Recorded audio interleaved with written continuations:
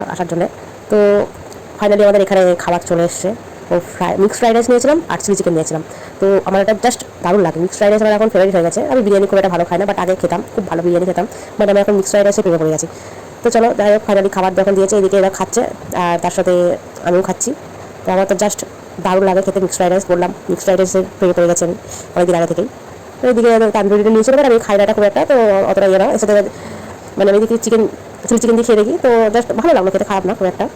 Guys দেখো রেস্টুরেন্টে খেয়ে আবার এখানে মুড়ি হাতে করে নিয়ে এসছে। এই দেখো 840 টাকা বিল হয়ে যাবে।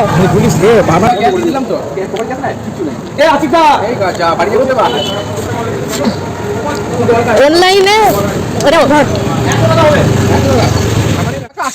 গাইস দেখতে পাচ্ছ মানে কি অবস্থা। এখন প্রায় ধরো ঘড়িটা বন্ধ, যাই হোক 10টা বাজে, কাটোয়াতে আছি, লঞ্চ পার হবো। তো যাই হোক, যেটা ঘটেছে আমাদের সাথে আজকে, রেস্টুরেন্টে গেছি, ক্যাশ নিয়ে যাইনি।